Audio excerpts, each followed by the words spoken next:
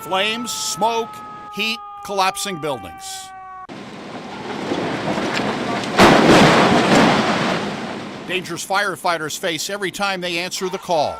Firefighting in general is just dangerous. Now an unseen threat, sometimes years or decades after the flames are out.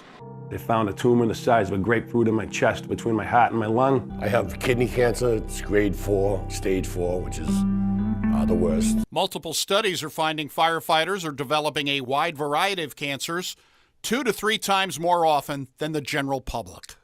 This has become a real big deal. If a firefighter is diagnosed with some of these types of cancers, that it is presumed to be part of the job. In 2015, Urbana firefighter Rusty Chisholm died at the age of 50 of a rare cancer. All I can say about Rusty, he was a fine young man. Minutes from the Urbana Fire Pension Board show Chisholm's cancer was job-related.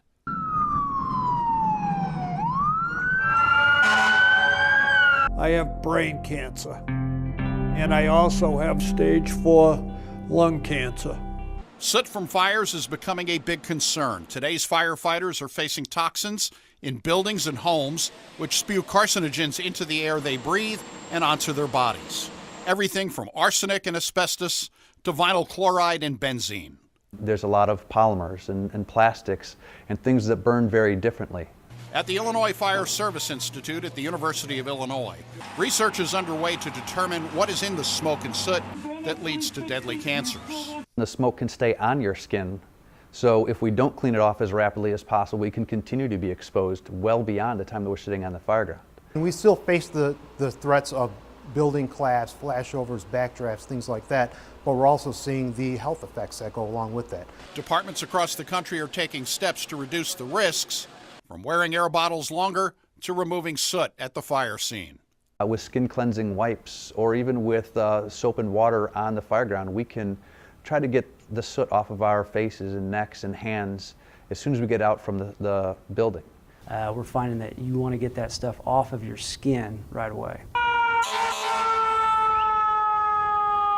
Andrew Dyna of the Naperville Fire Department developed job-related prostate cancer at 46. I would never thought in a million years I'd be diagnosed with cancer. The frequent exchange of protective hoods is becoming a requirement at many departments, and new methods of taking hoods off are being implemented.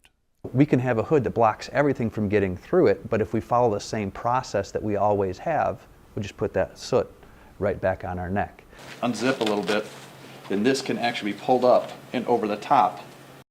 Effingham firefighters immediately remove equipment and clean it off in-house. We have one extractor. We just got it about a year or so ago. The bigger one that we've got now allows us to clean more gear at a time.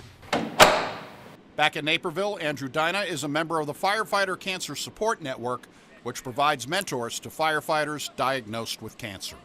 We fight fires together, we go on medical calls together, and that's why the Firefighter Cancer Support Network has the mentoring program in place, so no firefighter has to fight cancer alone. Reducing cancer risks extends to the fire stations, with systems to reduce diesel exhaust. We got a grant, we got the diesel exhaust removal system installed at both of our stations. That are exhaust removal systems like you see on the vehicles here. At one time, a dirty face was a symbol of being macho. Clean is now the new badge of honor. Behind every firefighter cancer death, there is a family. His love was the truck, Ladder 17, the fire department, then me, and I always understood that.